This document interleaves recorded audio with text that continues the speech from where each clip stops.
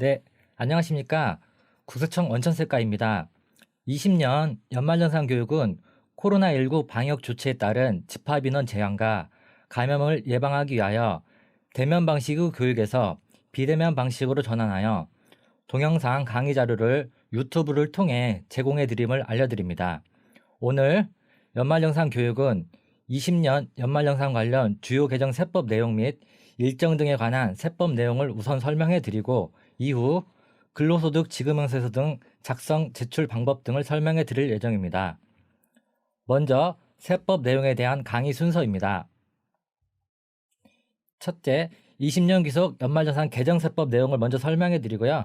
그 다음에 연말정산 관련 업무 일정, 연말정산 과다공제 관련 내용, 근로소득 과세 표준 및 세액 개선 방법, 마지막으로 자주 묻는 연말정산 Q&A 순으로 진행할 예정입니다.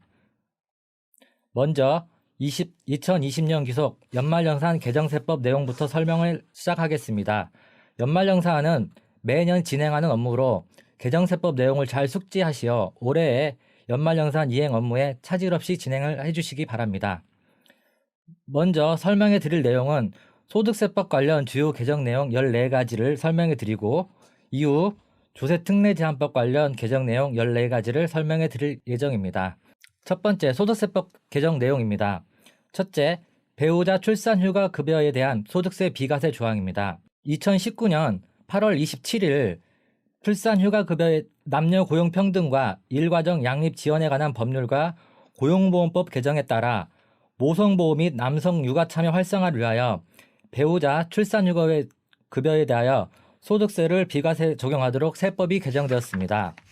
두 번째, 근로소득 공제제도 합리화를 위하여 개정 전에는 공제 한도가 없었으나 근로소득 공제 한도액 2천만 원이 신설되었으며 이에 따라 올해 2월부터 월 급여 기준 3천만 원 이상 근로자에 대한 간이세액표가 조정되어 변경된 간이세액표를 국세청 홈페이지 및 홈택스를 통해 안내해 드렸습니다. 다음으로 자녀세액 공제 대상 조정에 대한 내용입니다. 자녀세액 공제 대상이 아동수당과 중복 적용을 배제하기 위하여 작년에는 7세 미만의 취약아동도 자녀세액 공제 대상에 포함되었으나 올해부터는 취약 여부에 관계없이 7세 이상의 자녀에게만 적용되는 것으로 대상이 조정되었습니다. 7세 이상 자녀일지라도 장애인의 경우 나이 제한이 없기 때문에 7세 이상의 자녀인 경우 20세 이상인 경우 자녀세액 공제 대상에 포함됨을 유의하여 주시기 바랍니다. 네 번째, 종업원이 주택의 구입 임차 자금을 저리 무상으로 대여받음으로써 얻는 이익 중 기존 조특법상 중소기업 종업원이 주택의 구입 임차 자금을 대여받음으로써 얻는 이익은 근로소득에서 제외하도록 하여 중소기업 종업원의 주거 안정을 지원하도록 근로소득의 범위가 조정되었습니다. 다음으로 IS 계좌 만기 시 개인 퇴직연금 계좌의 추가 납입 허용 및 세제 혜택 제공 내용입니다. IS 계좌로 형성된 자산을 노후 대비 연금 재원으로 유도하기 위하여 IS 계좌 만기 시 만기금을 개인 퇴직연금 계좌에 추가 납입 허용 및 세제 혜택 제공을 하였으며 IS 계좌의 신설이 2016년 3월에 도입됨을 감안하여 만기 5년을 적용하면 2021년 이후에 실무적인 적용이 가능한 것으로 올해 20년 연말정산 때는 반영이 되지 않음을 참고하시기 바랍니다. 다음으로 생산직 근로자의 연장 근로수당 등에 대한 비과세 요건 중 직전 연도 총 급여 기준이 직전 과세 기간 2,500만 원에서 3,000만 원으로 완화되었으며 이는 19년 귀속 시 비과세되는 월정액 급여 요건이 190만 원에서 210만 원으로 상향 조정됨에 따라 기인된 것입니다. 다음으로 기부문화 활성화를 위한 기부금 공제 계산 방법 조정 내용입니다. 전액 기부금 공제 방식은 기존에는 당해과세 기간 기부금을 먼저 세액공제 산입하고 2월 기부금을 산입하였으나 올해 19년 귀속 연말정산 시부터는 2월 기부금을 먼저 산입하고 당해과세 기부금을 나중에 산입하도록 하여 기부금을 이월할 수 있는 폭을 넓혔으며 개정된 공제 방식 적용은 작년 19년 귀속 연말정산시부터 적용되어 올해 새롭게 변경된 내용이 아님을 양지하시기 바랍니다. 다음으로 종합소득 기본공제 대상이 되는 부양가족 범위 합리화 조정 내용입니다. 직계존속의 배우자 및 유타가족 등에 대한 부양 부담 완화를 위하여 기본공제 대상이 되는 부양가족 범위가 확대되었으며, 그 내용은 직계존속이 재혼한 배우자를 직계존속 사후에도 부양하는 경우 기본공제 대상에 포함하고, 보호기간이 연장된 20세 이하 유탁아동도 부양가족에 포함하도록 기본공제 대상자의 범위가 확대되었습니다. 직계존속이 재혼한 배우자를 직계존속 사후에도 부양하는 경우란 내용을 설명해 드리겠습니다. 친부, 친모가 재혼한 경우 계부, 계모를 친부, 친모가 돌아가신 경우 기존에는 가족관계 형성이 되지 않아 계부, 계모에 대한 기본공제 대상이 되지 않았으나, 올해부터는 그 부양가족을 근로자가 부양하는 경우 기본공제 대상에 포함된 내용입니다. 또한 다음으로 산후조리원 비용, 의료비, 세액공제 증명서류 제출 합리화 내용에 대해서 설명드리겠습니다. 19년부터 7천만 원 이하 근로자의 산후조리원 비용이 의료비 세액공제 대상에 포함됨에 따라 의료비 지급 영수증 등의 산후조리원 영수증을 포함하도록 시행규칙에 반영되었습니다. 다음으로 폐업 부도 사업자 소속 근로자의 환급세액 신청 방법 개선된 내용입니다. 근로자의 소득세 환급 편의 제고를 위하여 소득세법 기본 통칙의 내용을 소득세법 시행규칙으로 이관하여 원천징수 의무자가 환급 신청한 후 폐업 또는 부도 등으로 환급액을 지급받기 어려운 경우 근로자가 직접 신청할 수 있도록 신청 방법을 개선하였습니다. 다음으로 근로소득 간이세액표 조정 내용입니다. 기존 설명해드린 바와 같이 근로소득 공제 한도가 2천만 원 신설됨에 따라 월급여 3천만 원 이상자에 대한 간이세액표 조정이 이루어진 내용입니다. 동 내용은 2020년 2월 11일 이후 원천징수하는 분부터 적용되어 현재 간이세액표에 대하여 국세청 홈페이지 및 홈택스를 통하여 제공해 드림을 양지하여 주시기 바랍니다. 다음으로 기부금 영수증 발급 불성실 가산세 인상 내용입니다. 기부금 영수증 허위 발급 억제를 위하여 기부금 영수증 발급 불성실 가산세를 기존 2%에서 5%로 인상하였습니다. 13번째, 실손의료보험금 지급자료 제출기간 추가 내용입니다. 실손의료보험금 지급자료 제출 기간에 우정사업본부를 추가하는 소득세법 시행령이 개정되었습니다. 소득세법 마지막 14번째 내용에 설명드리겠습니다. 실손의료보험금 수령액 자료를 연말정산 간소화 자료로 통합하여 제공하는 내용입니다. 기존에는 실손의료보험금 수령액 자료를 보험회사로부터 제출받아 19년 귀속부터 연말정산부터 제공하였으나, 연말정산 간소화 서비스와 별개의 화면에서 조회되고 부양가족 자료 제공 동의를 재차 신청해야 하는 불편이 있어 관련 법령을 개정하여 20년 귀속 연말정산부터는 간소화 자료에 포함하여 일괄 수집 제공하도록 하였습니다. 이것으로 소득세법 주요 개정 사항에 대한 설명을 마치고 조세특례제한법 주요 개정 내용을 설명해 드리겠습니다. 벤처기업 주식매수 선택권 행사이익 비과세 적용 기한이 2021년 12월 31일까지 연장되었으며, 비과세 한도가 기존 연간 2천만 원에서 3천만 원으로 확대된 내용입니다. 다음으로 엔젤 투자 소득공제 시기 합리화 조정 내용입니다. 소득공제 시기가 불분명하여 연말정산 간소화 서비스가 제공되지 못해 납세자가 불편을 겪는 점을 개선하기 위하여 출자일 또는 투자일이 속하는 과세년도와 투자 후 2년이 되는 날이 속하는 과세년도까지 1과세연도를 선택하여 공제받을 수 있었으나, 엔젤 투자 소득공제 시기를 출자일 또는 투자일이 속하는 과세연도에 공제받음을 원칙으로 하고, 투자자 요청 시 출자 또는 투자 후 2년이 되는 날이 속하는 과세년도까지 중 1과세년도를 선택할 수 있도록 하였습니다. 다음으로 올해 조특법상 감면 신설된 내용입니다. 해외 주재 우수 내국인 인재의 국내 복귀를 지원하기 위해 내국인 우수 인력 복귀 시 소득세 감면 조항이 신설되어 일정한 경력 요건을 충족하는 경우 5년간 근로소득세의 50%를 감면받을 수 있도록 제도가 신설되었습니다. 다음으로 청년 내일채용 공제와 내일채용 공제 연계에 대한 지원 내용입니다. 중소 중견기업 청년 재직자의 자산 형성 및 장기 근속을 지원하기 위하여 청년 내일채용 공제에 가입하여 공제 만기 2, 3년 후 내일채용 공제와 연계하는 경우에는 해당 납입기간을 합산하도록 조특법 내용을 개정하여 청년 근로자에 대한 성과보상기금에 대해서도 감면 적용하도록 하였습니다. 다음으로 중소기업 취업자 소득세 감면 적용 시 경력 단절 여성 요건을 완화한 내용입니다.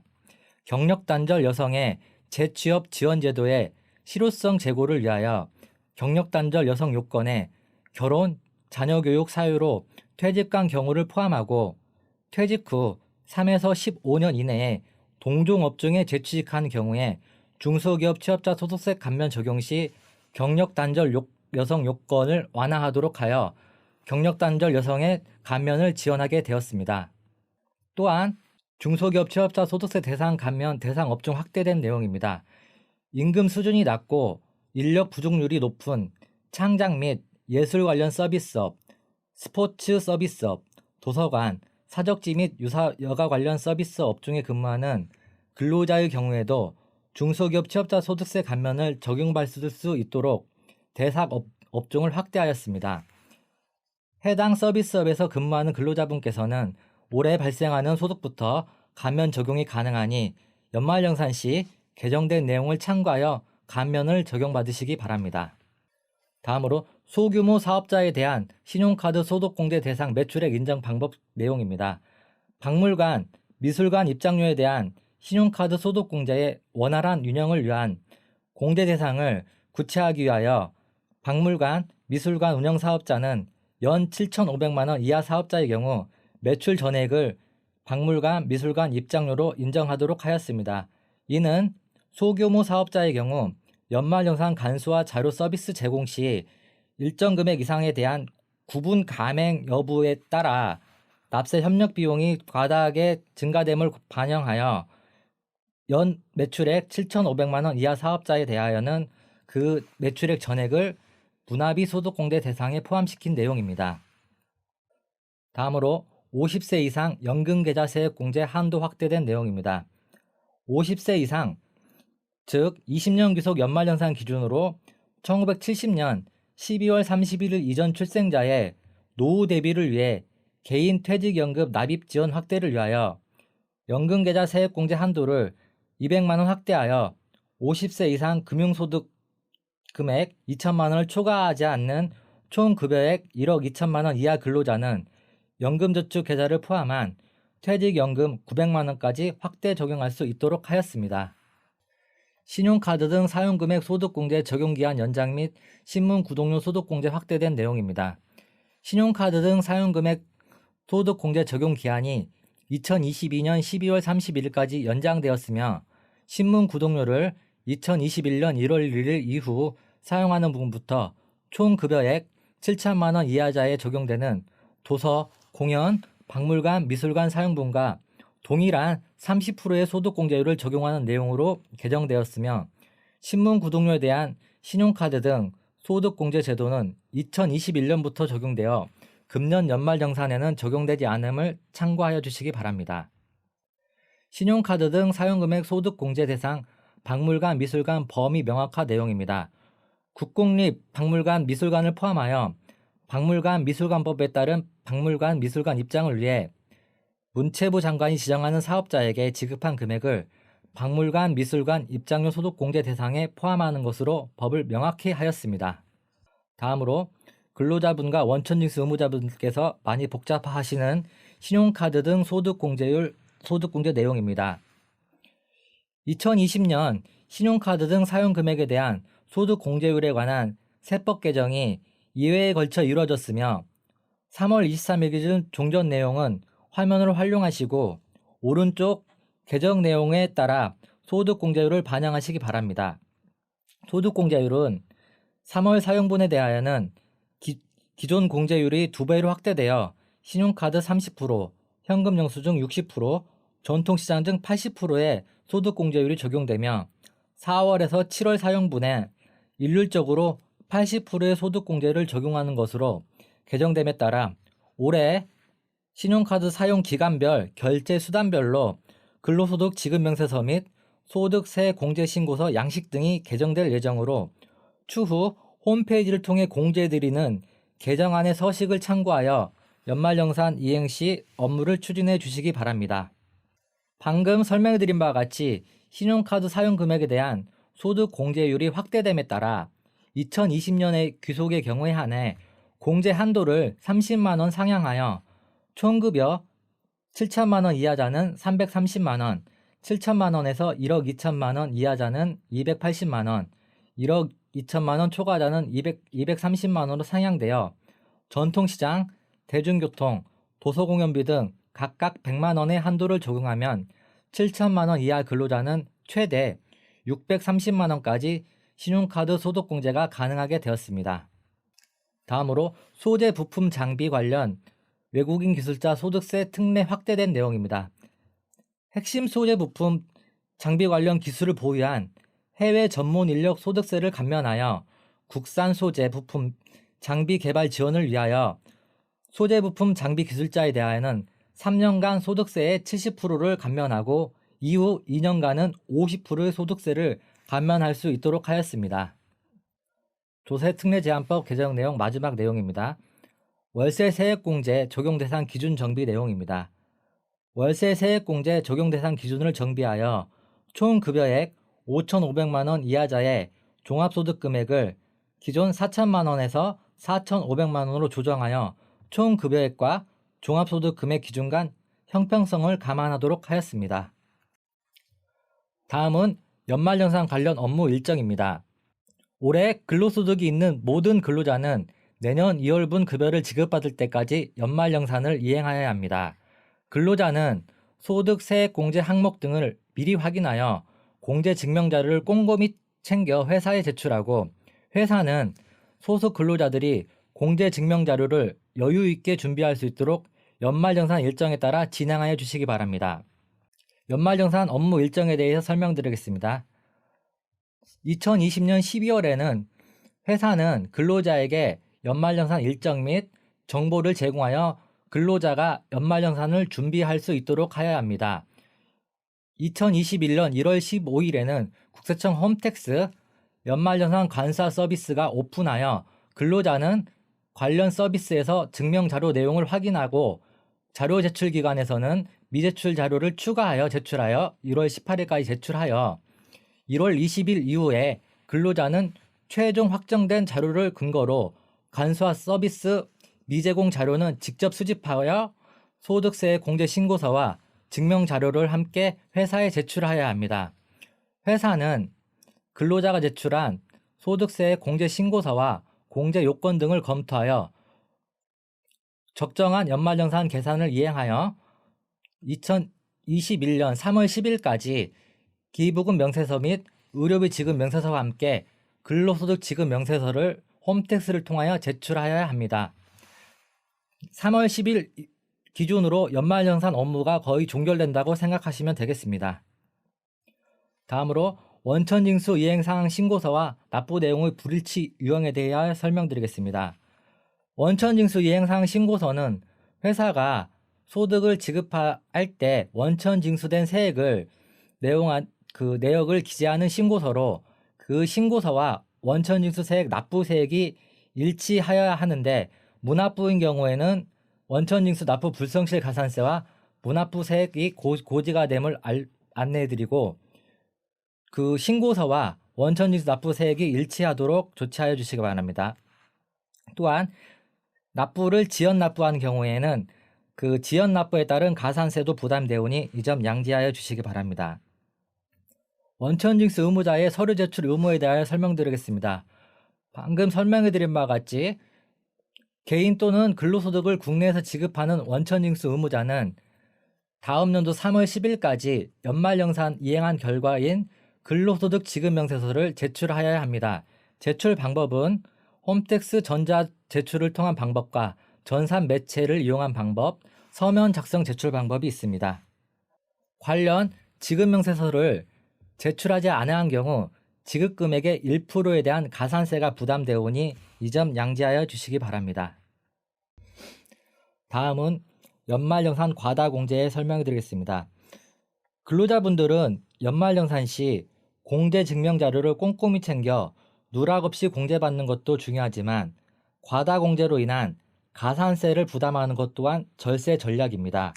국세청에서는 매년 연말정산이 완료된 후 신고 내용의 적정성을 전산 분석을 통해 검증하여 과다공제로 분석된 자에 대한 점검을 실시하고 있습니다. 주요 부당공제 유형을 설명드리겠습니다. 연간 소득금액 100만원 추가로 인적공제 대상이 될 수 없는 가족을 공제받는 경우가 가장 많이 흔히 발생합니다. 첫 번째로 근로소득, 양도소득, 퇴직소득, 사업소득, 기타소득, 연금소득 등의 소득금액이 100만원을 초과하거나 근로소득만 있는 자는 총 급여액이 500만원을 초과하는 부양가족에 대해서는 기본공제뿐만 아니라 부양가족에 대한 인적공제가 배제되는 경우 해당 부양가족에 대한 특별공제 또한 배제되므로 유의하시기 바랍니다. 두 번째로 맞벌이 부부가 자녀를 중복하여 공제를 받는 경우가 많습니다.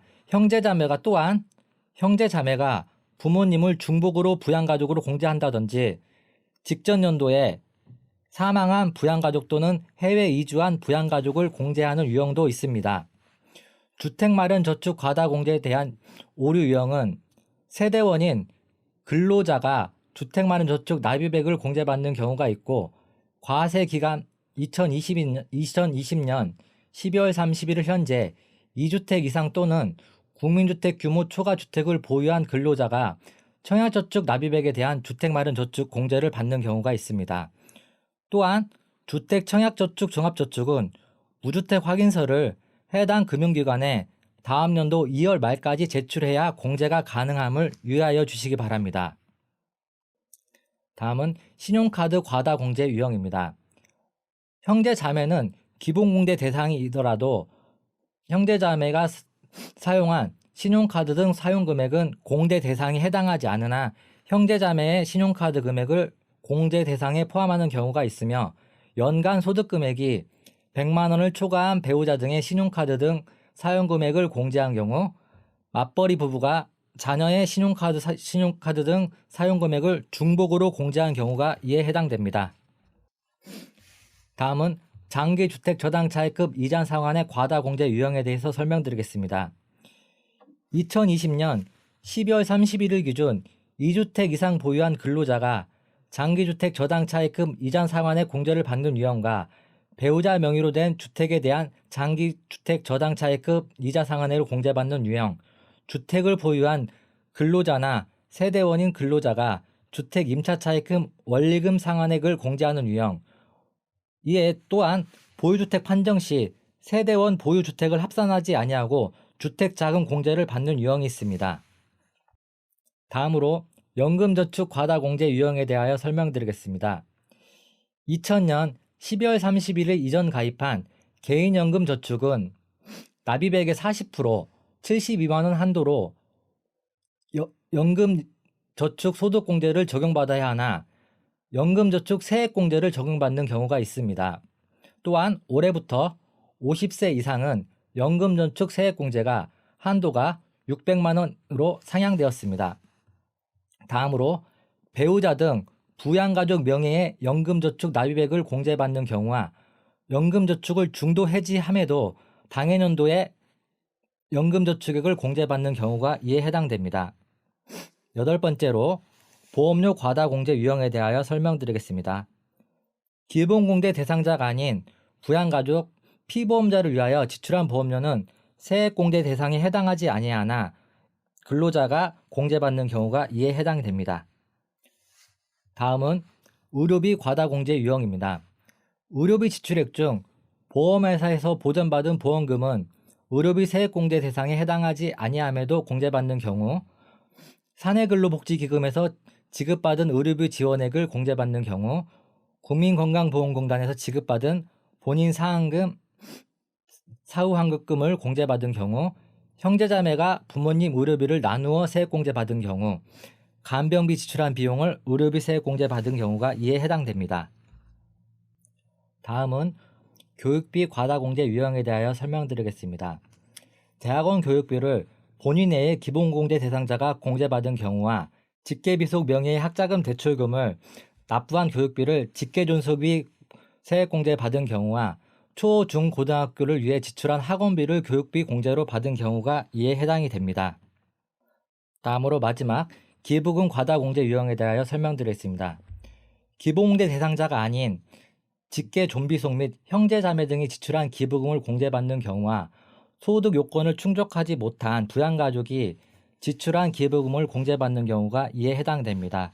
또한 허위 또는 과다하게 작성된 기부금 영수증을 이용하여 세액 공제받는 경우와 적격 기부금 영수증 발급단체가 아닌 자로부터 받은 기부금 영수증을 세액 공제받은 경우가 이에 해당합니다. 지금까지 주요 과다공제 유형 11가지에 대하여 설명해 드렸으니 연말정산 시 잘못된 공제를 적용받으면 종합소득세 신고나 수정신고를 해야 하고 가산세도 추가로 부담해야 하는 등 여러 가지 불이익이 생길 수 있으니 최대한 정확하게 신고하여 주시기를 당부드립니다.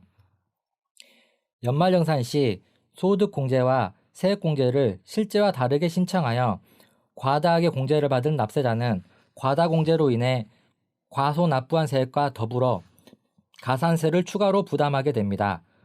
우선 원천징수 의무자가 근로자의 과다공제분을 수정신고하는 경우 원천징수 의무자는 원천징수 납부 불성실 가산세가 적용되고 근로소득자가 수정신고하는 경우 근로자는 과소신고 가산세 및 납부 불성실 가산세가 적용됩니다.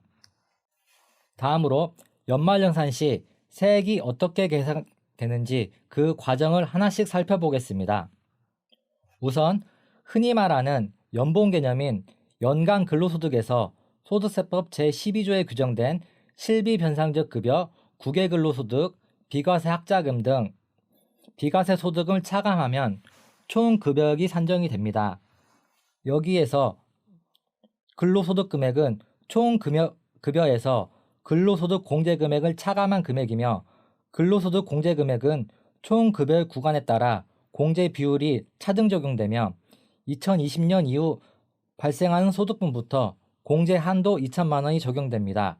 이는 근로자는 사업자와 달리 근로소득을 얻기 위해 지출한 필요경비에 대한 개별적인 증빙서류를 갖추기가 곤란하고 개별적인 증빙서류를 갖추기 위해서는 많은 노력과 시간이 필요하며 원천징수 의무자가 이 모든 것을 확인하기 위해서는 엄청난 납세 협력이 소요되어 근로소득에 대해서는 실지 비용을 공제하지 않고 당해 소득 금액을 얻기 위해서 통상 소요되리라는 예상되는 금액에 해당하는 근로소득 공제 금액을 필요경비로 공제하는 것으로 이해하시면 될 것 같습니다. 근로소득 금액에서 인적공제, 연금보험료 공제, 특별소득공제, 그 밖의 소득공제를 차감하면 과세표준이 산정이 됩니다. 인적공제 내용에 대하여 설명드리겠습니다. 인적공제 중 기본공제는 본인, 배우자, 생계를 같이 하는 부양가족에 대해 한 명당 연 150만 원씩 공제합니다. 나이 요건과 소득 요건을 만족해야 하며 장애인의 경우 나이 요건에는 제한이 없습니다. 소득 요건은 연간 소득 금액 100만 원 이하여야 하나 근로소득만 있는 자는 총 급여액이 500만 원 이하까지 가능합니다. 여기서 생계를 같이 하는 부양가족이란 주민등록표에 동거가족으로서 해당 근로자의 주소 또는 거소에서 현실적으로 생계를 같이 하는 사람을 말합니다. 단, 직계비속과 입양자는 주소에 관계없이 생계를 같이 하는 것으로 보며 거주자 또는 동거가족이 취약, 질병의 요양, 근무상 또는 사업상 형편으로 본래의 주소 또는 거소를 일시 퇴거한 경우에도 생계를 같이 하는 것으로 봅니다. 그리고 근로자의 부양가족 중 근로자의 직계존속이 주거의 형편에 따라 별거하는 경우에도 생계를 같이 하는 것으로 봅니다.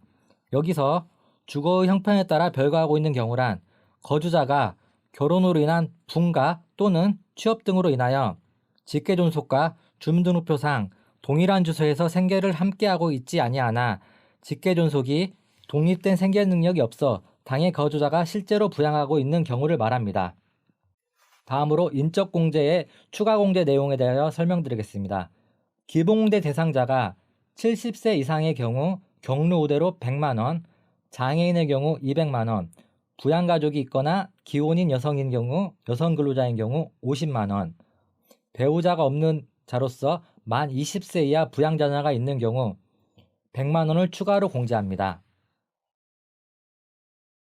다음으로 연금보험료 공제에 대하여 설명드리겠습니다. 연금보험료 공제는 국민연금법, 공무원연금법, 군인연금법, 사립학교 교직원연금법, 별정우체국법에 따른 근로자가 부담하는 기여금 또는 개인부담금은 연금보험료로 전액 근로소득 금액에서 공제가 가능합니다. 거주자 본인 부담분만 공제 가능하며 원천징수 의무자가 근로자의 급여에서 차감하여 납부하므로 근로자의 소득공제 증명서류 제출 없이도 원천징수 의무자 보관증명 서류에 의하여도 공제가 가능합니다.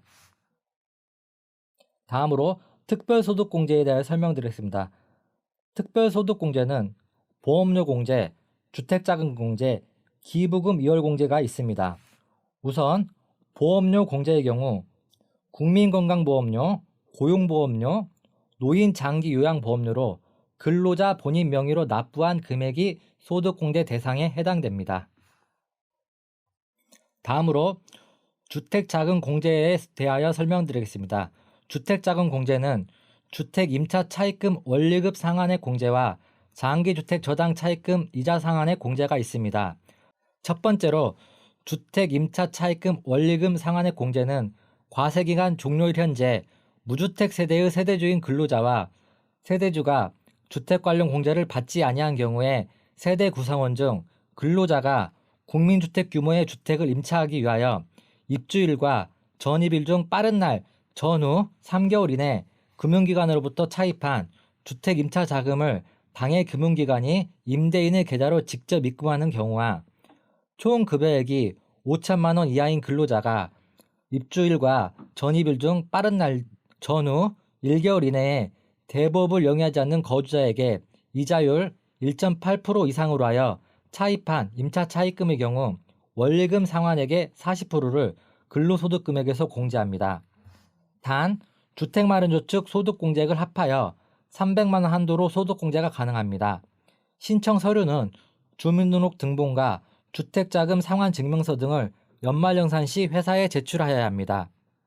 거주자 간 주택 임차 차입금 원리금 상한액 공제를 신청하는 경우 위의 신청 서류 외에 근로소득 지급 명세서상 월세액 거주자 간 주택 임차 차입금 원리금 상한액 소득세 공제 명세서를 별도로 첨부하여 제출하여 주시기 바랍니다.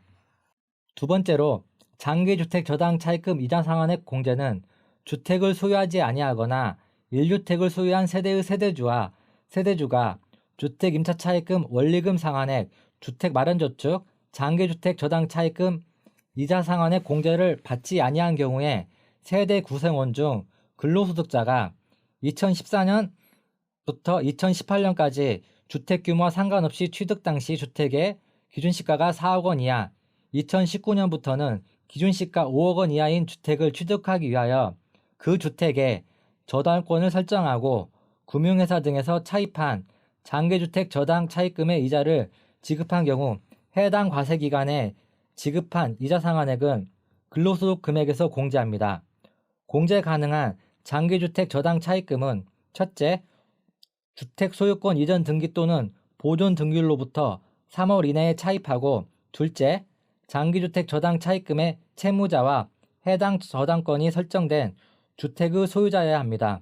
그리고 세대주에 대해서는 실제 거주 여부와 관계없이 적용하고 세대주가 아닌 근로자에 대해서는 해당 주택에 실제 거주하는 경우에만 적용 가능합니다. 그리고 세대 구성원이 보유한 주택을 포함하여 과세기간 종료일 현재 2주택 이상을 보유한 경우에는 이자 상환의 공제를 받으실 수 없습니다. 그 밖에 소득공제, 개인연금 저축 소득공제 설명드리겠습니다. 2000년 12월 30일 이전 가입한 개인연금 저축 소득공제는 연 72만 원 한도로 불입금액의 40%를 공제합니다. 다음으로 주택마련저축공제에 대하여 설명드리겠습니다. 주택마련저축공제는 청약저축, 주택청약종합저축 등 납입금액의 40%를 연 300만 원 한도로 공제가 가능합니다. 다음으로 벤처투자조합 출자 등 소득공제에 대하여 설명드리겠습니다. 출자 또는 투자 금액의 10%, 벤처기업에 직접 투자하는 경우 3천만 원 이하의 경우는 100%, 3천만 원에서 5천만 원까지는 70%, 5천만 원 초과 부분에 대하여는 30%의 소득공제율이 적용됩니다. 다음으로 신용카드 등 소득공제에 대하여 설명드리겠습니다.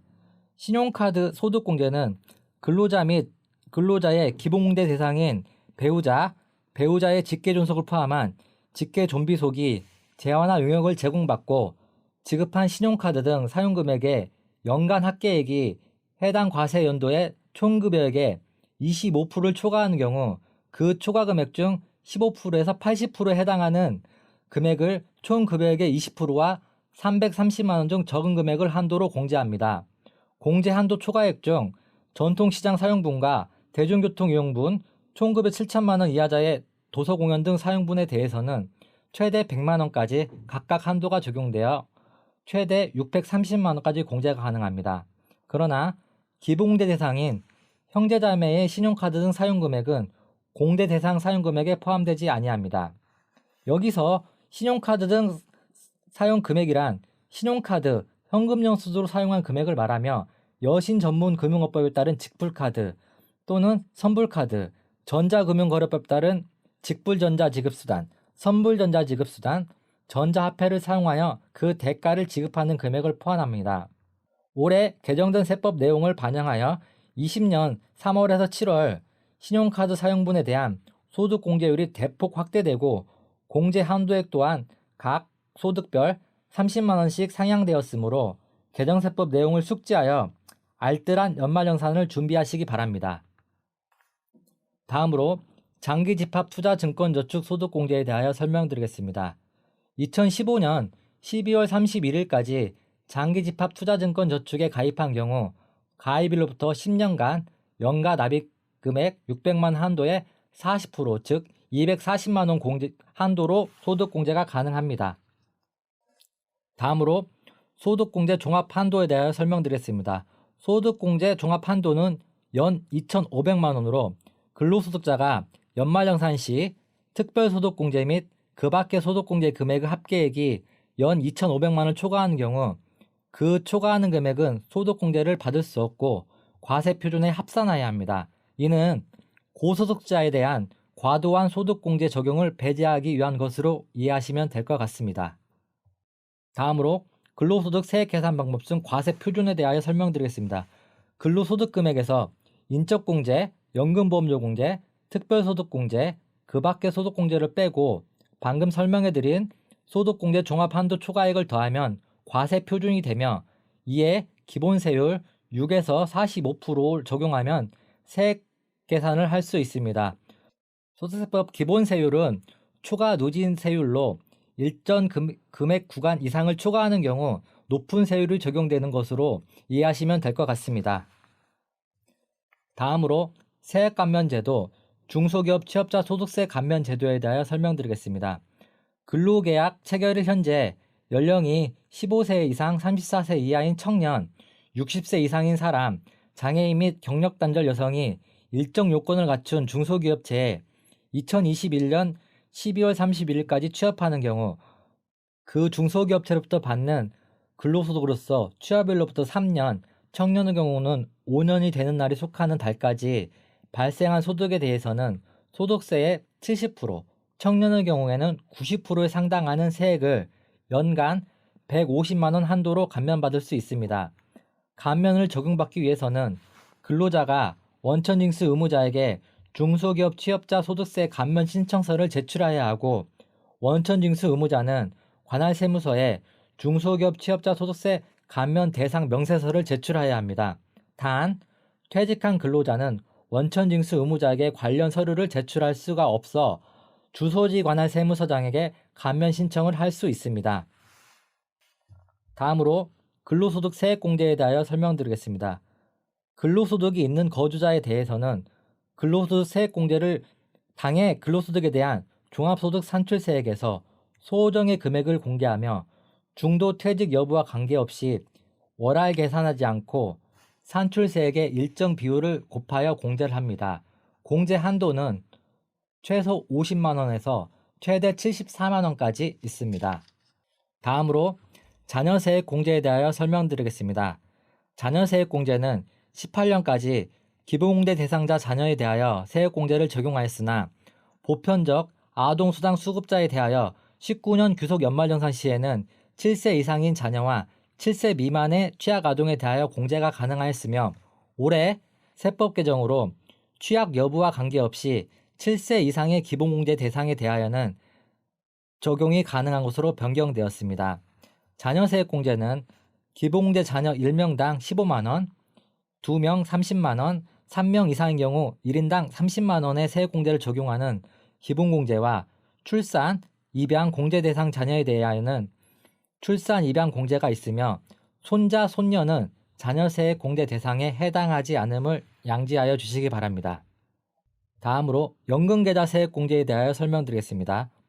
종합소득 있는 거주자가 연금계좌에 납입한 금액 중 총 급여 5,500만 원 이하자는 15%, 초과자는 12%의 세액공제를 적용하며 퇴직연금 납입액과 연금저축 납입액 통합한도 700만 원을 적용받을 수 있습니다.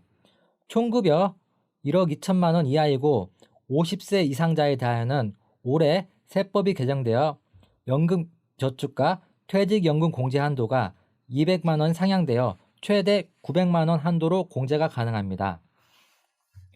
다음으로 특별세액 공제는 보험료, 의료비, 교육비, 기부금 세액 공제가 있으며 기부금을 제외한 특별세액 공제는 근로소득 있는 거주자가 과세기간 중 중도 퇴사한 경우 근로제공기간 동안 지출한 비용에 한하여 공제가 가능하며 과세기간 종료 이전에 혼인, 취업 등의 사유로 인해 기본공제 대상자에 해당하지 않는 종전의 배우자, 부양가족 등을 위하여 이미 지급한 금액이 있는 경우에도 해당 연도의 세액공제 대상에 해당됩니다. 보험료 세액공제에 대하여 설명드리겠습니다. 근로소득이 있는 거주자가 기본공제 대상자를 위해 해당 과세기간에 보험료를 지급하는 경우 일반 보장성 보험은 12%, 장애인 전용 보장성 보험은 15%로 각각 연 100만 원, 최대 200만 원까지 공제가 가능합니다. 장애인 전용 보장성 보험의 보험료란 근로소득 있는 거주자가 기본공제 대상자 중 장애인을 피보험자 또는 수익자로 하는 보험 중 만기에 환급되는 금액이 납입보험료를 초과하지 아니하는 장애인 전용 보장성 보험의 보험 계약에 따라 지급하는 보험 공제 계약 또는 보험료 공제료 납입 염수 중에 장애인 전용 보험으로 표시된 것을 의미합니다. 다음은 의료비 세액 공제에 대하여 설명드리겠습니다. 근로소득이 있는 거주자가 기본공제 대상자란 나이 및 소득의 제한을 받지 않습니다. 기본공제 대상자를 위하여 해당 과세기간에 의료비를 지급하는 경우 의료비와 일반 의료비와 본인 65세 이상 장애인을 위하여 지급한 특정 의료비에 대하여는 15%, 난임시술비 의료비에 대하여는 20% 공제율을 적용합니다. 의료비는 총 급여액의 일정 금액을 초과하는 경우 공제가 가능하며 3%를 초과하여 지출한 의료비만 공제 대상에 해당하므로 일정 금액 이상 사용하였을 때 세액 공제가 가능합니다. 다음은 교육비 세액 공제에 대하여 설명드리겠습니다. 근로소득자가 근로자 본인 기본공제 대상자는 나이 제한을 받지 않는 기본공제 대상자를 의미하며 이를 위하여 해당 과세기간에 교육비를 지급한 경우 그 금액의 15%에 해당하는 금액을 가족 1명당 취약전 아동 초, 중, 고등학교 경우에는 300만 원, 대학생의 경우 900만 원 한도로 공제 가능합니다. 다음은 기부금 세액 공제에 대하여 설명드리겠습니다. 거주자 및 나이의 제한을 받지 않는 기본공제 대상자가 해당 과세기간에 지급한 한도 내의 기부금에 대하여 기부금의 15%, 여기서 고액 기부금에 대한 세제 혜택을 강화하기 위하여 1천만 원 초과분의 경우는 30%, 정치자금 기부금은 3천만 원 초과분에 대하여는 25%를 해당 과세기간에 종합소득 산출세액에서 공제하며 소득금액 기준에 따른 대상금액 한도 초과분에 대하여는 10년간 2월 공제가 가능합니다. 다음으로 근로자가 특별소득공제, 보험료, 주택자금, 특별세액공제 중 보호장성 보험료, 의료비, 교육비, 기부금, 월세액세액공제를 신청하지 않은 경우 표준세액공제로 연 13만 원을 공제합니다. 기타 세액공제로 월세액세액공제가 있습니다. 월세세액공제란 주택을 소유하지 아니한 세대의 세대주로서 근로소득 있는 거주자가 국민주택 규모의 주택 또는 기준시가 3억 원 이하의 주택을 임차하기 위하여 지급하는 월세액을 연 700만 원, 750만 원 한도에 10% 또는 12%에 해당하는 금액을 해당 과세기간에 종합소득 산출세액에서 공제합니다. 총급여 7천만 원 이하자의 경우 10%의 세액공제가 적용되며 총급여 5,500만 원 이하자의 경우 12%의 세액공제가 적용됩니다. 결정세액은 산출세액에서 세액 감면, 세액공제를 빼면 결정세액이 산출됩니다. 결정세액에서 현재 근무지인 주 근무지의 기납부세액과 종근무지의 총결정세액 합계액을 빼면 차감 징수할 세액이 나옵니다. 결정세액이 기납부세액보다 많을 경우 차액을 추가 납부해야 하며 결정세액이 기납부세액보다 적은 경우 차액을 환급받을 수 있습니다. 마지막으로 자주 묻는 연말연산 Q&A에 대하여 설명드리겠습니다. 계속근로자의 근로소득 연말연산 시기는 어떻게 하는지, 계속근로자의 경우는 소득을 지급한 해에 다음 해 2월분 급여를 지급받는 때 연말연산을 이행해야 합니다. 연말연산 시 소득공제를 일부 누락한 경우 추가로 공제받을 수 있나요? 근로자 본인이 다음 연도 5월 중에 주소지 관할 세무서장에게 종합소득 과세표준 확정신고를 하거나 국세기본법 제45조의 2, 제4항의 규정에 따라 근로자 본인 또는 원천징수 의무자가 소득세 공제 누락분을 반영하여 경정청구를 하는 경우 환급이 가능합니다.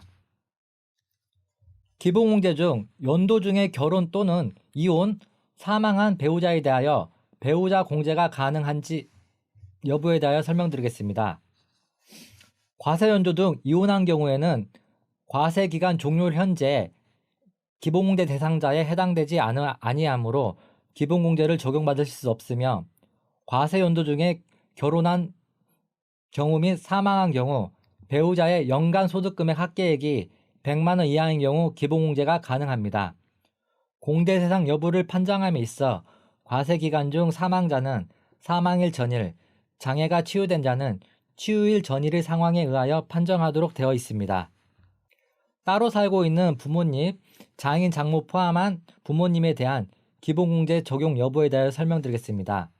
따로 살고 있는 부모님도 소득 및 연령 요건을 충족하고 근로자 본인이 실제로 부양하고 있으며 다른 형제자매 등이 부양가족 공제를 받지 아니하는 경우 공제받으실 수 있습니다. 여기서 실제로 부양하는 경우란 동직계존속이 독립생계 능력이 없어 주로 당해 근로자의 소득에 의존하여 생활하는 경우를 말합니다. 부양하고 있는 아버님이 장애인이면서 경로 우대자에 해당되면 장애인 추가공제와 경로 우대자 추가공제를 모두 받을 수 있는지요. 추가공제는 기본공제 대상자가 해당 사유에 해당하는 경우 해당 사유별로 공제하는 것이므로 기본공제 대상자 1인이 장애인이면서 경로 우대자에 해당될 경우 기본공제와 더불어 경로 우대자 공제, 장애인 공제 모두 적용이 가능합니다. 신용카드 등 소득공제 주요 Q&A에 대해서 말씀드리겠습니다. 가족카드의 경우 대금 지급자 기준으로 공제를 하는 것인지 아니면 카드 사용자 기준으로 공제를 하는 것인지요. 신용카드 공제는 사용자, 가족카드 명의자 기준으로 신용카드 등 사용금액에 대한 소득공제를 적용합니다. 예를 들어 맞벌이 부부로서 부인 명의로 발급받은 가족카드 사용액을 남편이 결제하는 경우라도 해당 사용금액에 대하여는 부인이 소득공제가 가능합니다. 신용카드의 공제 특성상 대금 지급자가 아닌 명의자가 공제하는 것으로서 올해 긴급재난지원금과 아이돌봄 쿠폰에 대한 신용카드 소득공제도 그 카드 명의자, 카드 포인트 명의자가 소득공제가 적용 가능함을 알려드립니다. 다음은 자녀세액공제 등 주요 큐에 대해서 설명드리겠습니다. 손자에 대하여는 손자, 손녀는 자녀세액공제 대상 자녀에 해당하지 않아 자녀세액공제가 적용할 수 없으며 20세가 초과되어 연령 요건이 충족되지 않아 기본공제 대상자에 해당하지 않는 자녀는 자녀세액공제가 불가능합니다. 다만 자녀세액공제는 기본공제 대상자에 해당하는 자녀의 경우에만 적용이 가능하므로 소득금액이 100만 원 이하이면서 20세 이하인 자녀만을 기준으로 공제 대상 여부를 판단합니다. 이때 20세를 초과하더라도 연간 소득금액이 합계액이 100만 원 이하인 장애인이라면 자녀세액공제 적용이 가능합니다. 기부금 세액공제 주요 Q&A에 대해 설명드리겠습니다. 소득이 없는 배우자나 부모님이 지급한 기부금도 공제 대상에 해당하는지, 기본공제 대상이라면 소득이 없는 배우자 지출분은 물론이고 부모님 명의 지출분도 모두 공제 대상에 해당됩니다. 2010년 이후부터 근로자 본인의 기본공제 대상자인 배우자와 직계비속이 지급한 기부금뿐만 아니라 기본공제 대상 직계존속과 형제자매 등이 지출한 기부금도 공제 가능합니다. 이 경우 배우자와 직계존속 등은 소득금액 요건을 모두 충족하여야 합니다. 주요 Q&A 질문에 대한 답변은 현재 국세청 홈페이지 개인 신고 안내 또는 법인 신고 안내 연말정산란에 주요 근로자 및 원천징수 의무자가 연말정산을 이행하기 위한 각종 정보들을 연말정산 종합 안내 코너를 통해 개정세법, 간소화자료 제출, 공제신고서 작성 등 연말정산 과정에 필요한 사항에 대하여 종합적으로 안내하고 있으며 납세자 선호도에 따라 자유롭게 선택할 수 있도록 5가지 유형의 맞춤형 도움말 자료를 제공해 드리니 홈페이지에 게재된 내용을 활용하시기 바랍니다. 연말정산에 관한 정보는 국세청 홈페이지 개인 신고 안내 또는 법인 신고 안내, 연말정산 종합 안내를 통하여 제공해 드릴 예정이며 원천징수 의무자 및 근로자는 동 홈페이지를 활용하여 연말정산 이행을 하여 주시기 바랍니다. 이상으로 근로소득 연말정산 관련 교육을 마치겠습니다. 국세청에서는 앞으로도 보다 연말정산 신고 프로세스를 개선하여 쉽고 편리한 보다 나은 연말정산 서비스를 제공하도록 많은 노력을 하겠습니다. 긴 시간 교육 들어주셔서 대단히 감사드립니다. 이상으로 2020년 연말정산 교육을 모두 마치겠습니다. 감사합니다.